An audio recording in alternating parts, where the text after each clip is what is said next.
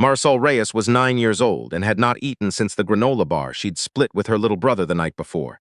And still, when she saw the old man's cane slip on the wet leaves outside Kaminsky's market and his grocery bag tip sideways, she was already moving before she'd decided to move. "Careful," she said, catching the bag with both hands before the jar inside it could hit the pavement. "You almost lost your apple sauce." No one else on the sidewalk had turned their head.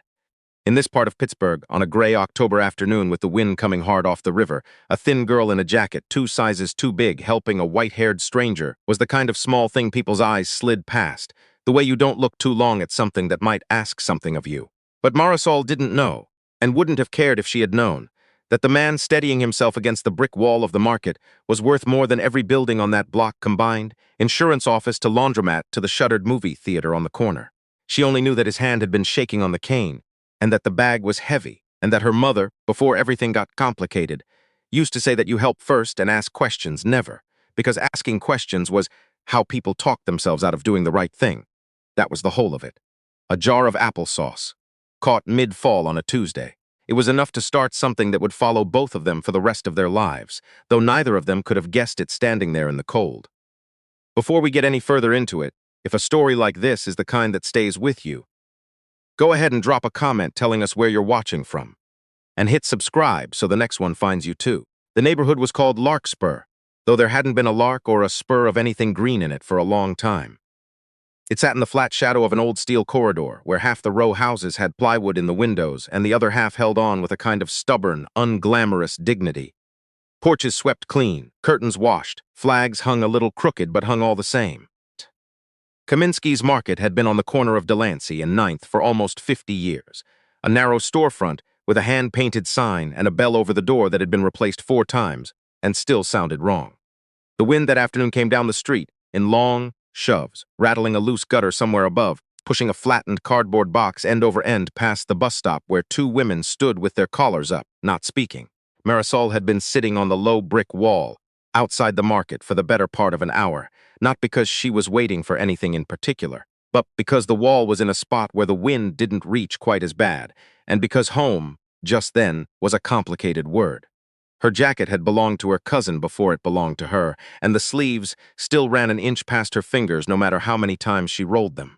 Her sneakers had a hole starting in the left toe that she'd covered from the inside with a folded grocery flyer. She was watching the door of the market, the way she watched most doors these days, carefully. The way you watch something you're not sure you're allowed near. 3 weeks earlier, her mother, Elena, had been let go from the second of her 2 jobs, the overnight stocking shift at a warehouse near the airport, after she'd missed 2 shifts in a row because Marisol's little brother Tomas, who was 5, had come down with a fever bad enough to send them both to the emergency room at 2 in the morning. There was no father in the house to cover the gap. There hadn't been for 3 years. There was a grandmother, technically, in Ohio, but the phone number Marisol had for her hadn't worked in a long time. What there was, mostly, was a mother working double shifts at the diner on Route 30 and an apartment where the landlord had started leaving notices under the door, folded in that particular way that made Marisol's stomach drop before she even unfolded them. Marisol had learned, over the last 3 weeks, to make herself small and useful and quiet, to walk Tomas to and from the daycare 2 blocks from their building, to stretch a box of cereal across 4 days instead of 2, and to sit outside sometimes, on walls like this one, simply because 4 walls that might not be theirs much longer felt heavier than the cold. She was not thinking about any of that when the old man came out of Kaminsky's Market with a paper bag in the crook of one arm and a cane in the other hand. She was thinking, if she was thinking about anything, that she was hungry, and that the wind smelled like it might bring rain, and that she should probably start walking back toward the daycare soon. Then she saw him misstep on a patch of wet leaves by the curb, saw the cane skid half an inch on the concrete, saw the bag lurch, and she was up off the wall and across the sidewalk before the thought had fully finished forming.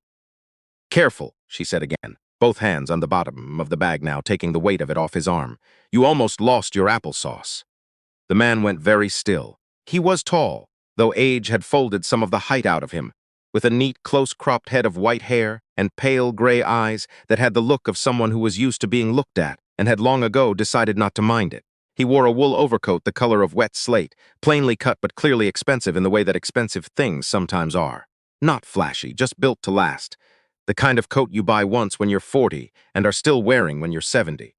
In his other hand, along with the cane, he held a set of keys on a plain steel ring, no logo, no fob. His name was Charles Winthrop, and he was 69 years old. He looked down at the girl holding his grocery bag with an expression that took a moment to settle. Not quite surprise, not quite anything Marasol could name, just a kind of careful attention, as though he were reading a page of very small print and wanted to be sure he had it right. Well, he said finally, and his voice was dry and unhurried, the voice of a man who had spent decades in rooms where people waited for him to finish his sentences. That would have been a shame. I'm fond of that applesauce. You should hold the bottom next time, Marasol said, matter of fact, the way an adult might say it to another adult. The bag gives out if you don't. Is that so? Something moved at the corner of his mouth that wasn't quite a smile. You sound like you've carried a few bags in your life. My whole life, Marasol said, and there was no self-pity in it. Just fact, the way a person states the weather. Charles Winthrop looked at her properly then, the rolled sleeves, the flyer stuffed in the toe of her sneaker. The careful, guarded way she held herself, like someone who had learned that softness in the wrong place could be taken advantage of. He had spent 40 years in courtrooms and boardrooms learning to read what people didn't say, and what he read now, in the space of 4 seconds, was a child doing the arithmetic of survival, and doing it, for now, alone. Where are you headed? He asked. If you don't mind my asking. Nowhere yet, Marasol said, which was true enough that it didn't feel like a lie, and vague enough that it wasn't quite the truth either. Charles considered this. He had learned over a long life of misjudging people and being misjudged in turn that pressing too hard, too fast, rarely got you anything but a closed door.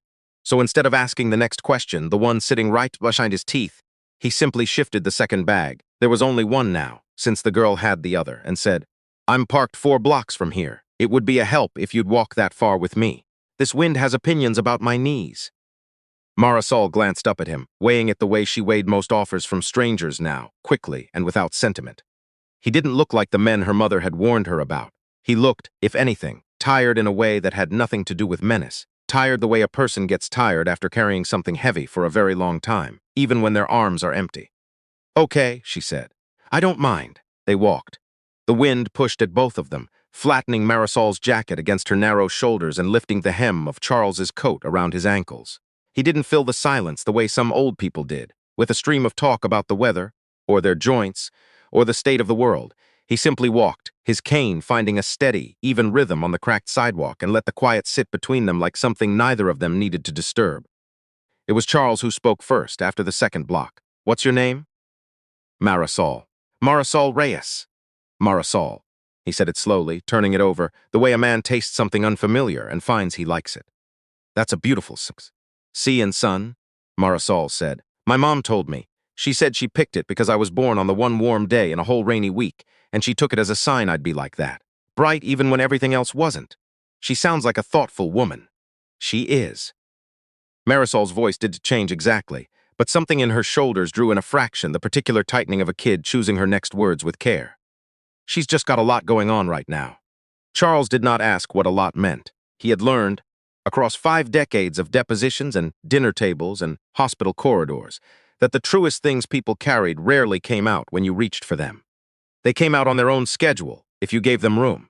So he simply nodded, once, and let the cane tap on a few more steps before he asked gently, And is someone expecting you home for supper tonight, Marasol?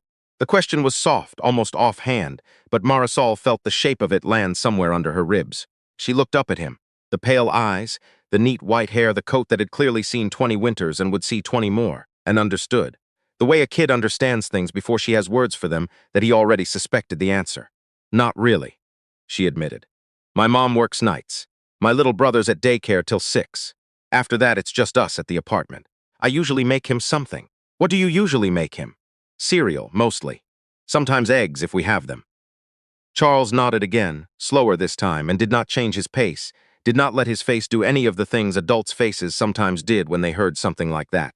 The wince, the too quick sympathy that made a kid feel like a problem instead of a person. He simply absorbed it, the way dry ground takes in rain, and kept walking.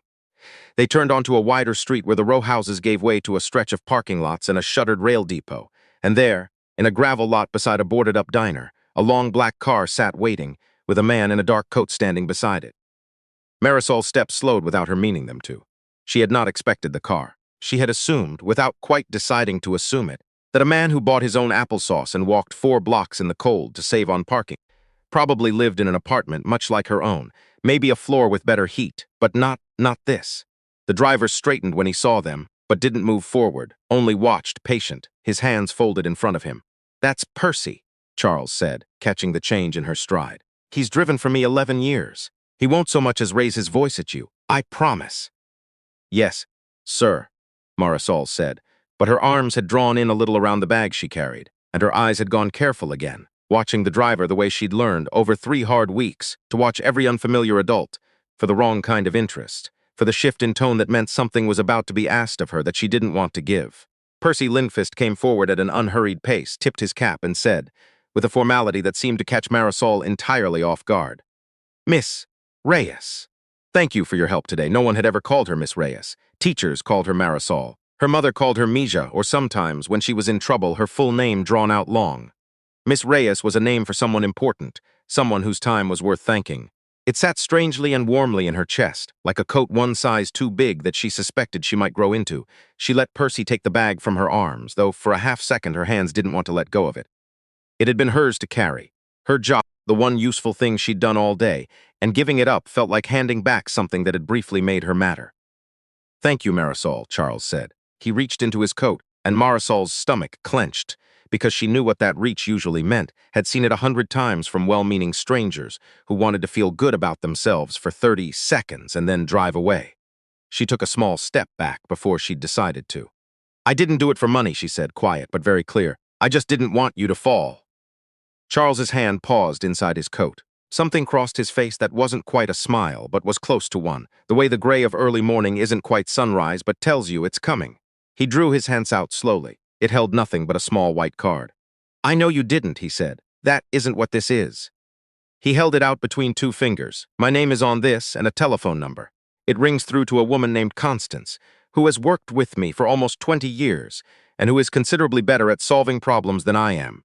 If you or your mother are ever in a difficult spot, the kind that doesn't have an easy, you can call that number. You don't have to explain anything to her. Just say Marisol, and that you met Charles Winthrop outside Kaminsky's. She'll know what to do from there." Marisol took the card. The paper was heavier than any paper she'd held, smooth and cool, printed simply. Charles Winthrop and a number, nothing else, no title, no company, no address. She turned it over. The back was blank. She did not know, standing on that gravel lot with her hands red from the cold, that the name Charles Winthrop had sat for 30 years on the letterhead of one of the most respected law firms in the state. That he had argued cases in front of the state Supreme Court. That after he'd stepped back from the firm, he'd spent the last decade quietly running a private foundation that had rebuilt 3 schools and 2 clinics across 3 counties without ever putting his name on a plaque.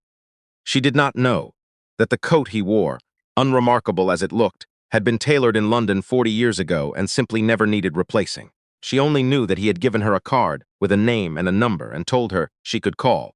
"Thank you, sir," she said, and tucked the card carefully into the zippered inside pocket of her jacket, the one where she kept the single photograph she owned of her mother, laughing, taken 2 summers ago at a cousin's birthday party, before the second job, before the notices under the door. Charles and Percy exchanged a glance over her head, brief, wordless, the kind of look that had passed between them many times in many different parking lots over 11 years of driving. "Marisol," Charles said, "before you go, I'd like to ask you something, and you're free to say no to it. I'm having an early supper in about an hour, not far from here. The place is run by a friend of mine. The food is simple and good, and I'd be glad of the company if you'd join me. Percy can take you wherever you need to be afterward, back to your brother's daycare, wherever that is. You're not obligated in the slightest. I only wanted to ask." He didn't lean down to say it. He didn't soften his voice the way adults sometimes did when they were trying to be gentle with a child, in a way that always ended up sounding like they were talking to something smaller than a person. He asked it, the way he might have asked a colleague. Marisol stood very still in the gravel lot, the wind pulling at the back of her jacket, her stomach turning over at the word supper in a way she'd gotten fairly good at ignoring most days. She thought about Tomas at daycare until 6, about the walk back to get him, about the box of cereal at home with maybe 2 servings left in it. She thought about her mother, who had told her more than once that some strangers weren't strangers at all, just neighbors you hadn't met yet. Though her mother had also told her in the same breath to be careful, and Marisol had spent 3 weeks learning to hold both of those truths at once. "I have to get my brother by 6, she said. "But if there's time before that, yes, I'd like that." Thank you. There's time, Charles said. Percy will make sure of it. The restaurant was a narrow place on a street called Duquesne, wedged between a shuttered print shop and a tailor's, with a hand-lettered sign in gold script that simply read Bellini's. Marisol had walked past streets like this one before, further downtown, and always understood without being told that they weren't for her. The kind of streets where the windows were clean and the doors had bells that chimed properly on the first try. She sat very straight, in the wide leather seat of the car on the short drive over, her backpack in her lap, careful not to touch anything she didn't need to touch, watching through the window as the broken sidewalks of Larkspur gave way, block by block, to something she didn't have a name for yet.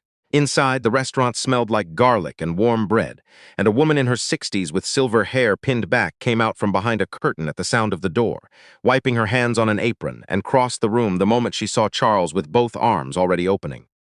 "Charles Winthrop," she said, taking his hands in both of hers. 3 weeks. You disappeared on me for 3 weeks. The doctors have opinions about my schedule. Rosa, forgive me. The doctors should mind their business. But she was smiling, and then she turned and her eyes found Marisol standing half a step behind him, with her backpack held in front of her like a small shield. Rosa Bellini's face didn't do any of the things Marisol had braced for. No double take, no too careful softening. She simply crouched down, unhurried, until she was eye level with her, and said with the same plain warmth she'd used on Charles, "And who is this? Marisol." Marisol said. "Marisol Reyes. Marisol." Rosa repeated it slowly, the way Charles had, as if the name deserved the extra second. "That's a lovely name. Are you hungry, sweetheart?" Marisol hesitated. She'd learned not to say yes to that question in front of people who didn't know her, because hunger said out loud made grown-ups uncomfortable, and uncomfortable grown-ups did unpredictable things. But Rosa's face stayed patient, and Charles stood quietly behind her, without any particular expression at all, and the smell of the bread was strong enough that she could feel it in the back of her throat. "Yeah," she said. "I think I am." "Good," Rosa said, straightening up. "Then we've already handled the important part." She led them to a table by the front window, pulled out Marisol's chair with the same formality she might have shown a senator, and disappeared through the swinging door. A young server brought a basket of bread still warm from the oven, with a dish of oil and one of butter, and set it in the middle of the table. Charles settled across from her with a small, careful sigh, set his cane against the table leg, and reached for the bread, tearing off a piece and pushing the basket gently toward Marisol. "Eat as much as you'd like," he said. "Rosa will keep bringing it as long as we keep eating it. That's how she operates." Marisol's hand shook slightly as she reached for a piece, the particular shake of a body that has been asked to wait too long for something and is only now allowing itself to believe the thing is real. She tore it carefully, dipped a corner in the oil, and ate. It tasted, absurdly, like something she remembered but couldn't place. Maybe her grandmother's kitchen years ago, before Ohio, before the phone number stopped working. She kept her eyes down on the tablecloth and did not let herself cry. Charles didn't watch her eat. That was the kindness Marisol noticed first, and the one she'd remember longest. He didn't lean forward, didn't study her face, didn't say any of the soft, pitying things grown-ups, sometimes, said when they caught a hungry kid eating like it mattered. He simply tore his own bread, looked out at the street, and talked, now and then, about small, easy things. The leaves that hadn't fully turned yet this year. A Pirates game Percy had dragged him to over the summer, the way Rosa's father used to run this same restaurant, when Charles was a much younger man with a different kind of coat. Rosa brought soup, then a plate of roasted chicken with potatoes, a glass of milk for Marisol, coffee for Charles, and refilled the bread basket twice without being asked. She didn't ask either of them a single question. She simply moved through the small, warm room the way a person moves through a place they've decided, long ago, belongs to the people sitting in it. Halfway through the chicken, Marisol set her fork down. She had eaten more in 20 minutes than she'd eaten in the last 2 days combined, and her stomach, unused to the sudden generosity, was protesting in small, uncertain ways. She folded her hands in her lap and looked across the table. "Can I ask you something? You can ask me anything." "Why are you doing this?" She said it plainly, the way she said most things, without accusation, just wanting the actual answer. "You don't know me. You don't owe me anything. I just caught a bag." Charles set down his coffee cup with the careful precision of a man used to handling things that could break. The light through the window had gone soft and gold with the late afternoon, catching the white of his hair. "That's a fair question," he said. "It deserves a real answer." He was quiet a moment, gathering it. "When I was about your age, Marisol, I lived in a mill town in the western part of this state that doesn't exist anymore. The mill closed, and then, the way it happens, the town closed right along with it. My father had left years before. My mother took in sewing for families who still had a little money to spend on it, and some weeks there wasn't much to eat, and she'd give me the only food in the house and tell me she'd already eaten, which wasn't true, and I knew it wasn't true, and I ate it anyway because I was 9 and I was hungry. Marisol didn't move. One afternoon, Charles went on. I was walking home in the cold, and I passed a corner grocery, the kind of place Kaminsky still is, and I saw an old man drop a crate of onions on the sidewalk. It split open, onions rolling everywhere. He was down on his knees trying to gather them up, and his hands weren't steady enough to manage it. I was 9 years old and hungry enough that the smell of the dirt on those onions made my head swim a little, and I had a choice, the same one you had this afternoon outside Kaminsky's. I could have taken one, put it in my coat, and walked off, and no one on earth would have known, and no one would have blamed me if they had. He looked at her steadily. I didn't do that, he said. I got down and gathered every one of those onions and helped him carry the crate to his door 2 blocks over. And when we got there, he asked me in, and he gave me a bowl of soup I can still taste if I close my eyes and think hard enough about it. His name was Mr. Abernathy. He fed me supper twice a week for the next 3 years, until I left for college on a scholarship nobody in my family had ever heard of anyone getting. He's the reason I'm sitting in this restaurant tonight, instead of somewhere much worse. He paused. You did for me today, he said, exactly what I did for him 70 years ago in a town that doesn't exist anymore. So now I'm doing for you what he did for me. Marisol looked down at the white tablecloth for a long moment, turning it over. She thought about onions rolling across a cold Pennsylvania sidewalk 7 decades back. She thought about a hungry boy who chose to give instead of take when nobody would have known the difference. She thought about her own mother, who had said to her once, tucking the blanket around her during a fever, that the world only gets better when people decide to be the better part of it, and Marisol hadn't understood it then, not really. But she thought she might be starting to now. I don't really know how to say thank you for this, she said finally, her voice small. You don't need to, Charles said. You already did on the sidewalk. They finished the meal slowly. Rosa brought a small dish of ice cream. Marisol hadn't asked for, and Charles didn't stop her. The light outside deepened from gold toward blue, and the little restaurant began to fill with regulars in coats who nodded to Rosa on their way to their tables. When it was time to go, Rosa walked them to the door and crouched down once more to Marisol's height. You come back anytime, she said, with him or without him. You tell whoever's at the door that Rosa's expecting you, and there will be a plate. Yes, ma'am, Marisol said. Thank you. Outside the cold had sharpened, but it didn't cut the way it had earlier. Percy was waiting by the car, and before they reached it, Charles stopped on the sidewalk and turned to her. One more thing tonight, Marisol, and again, you're free to say no. Your brother's still at daycare. Percy can take us there directly, and from there wherever your mother needs you to be. But I want to say something plainly, because I've learned that some things ought to be said plainly rather than hinted at. He looked at her carefully. I know a family, good people, thoroughly checked, the kind of people who take in kids the way some people plant gardens, because it's simply what they're built for, who have room right now for a girl your age and a boy your brother's age, on a temporary basis, while things at home get sorted out properly, with help, real help, rent help, if that's part of it, a lawyer, if the daycare situation or anything else needs untangling.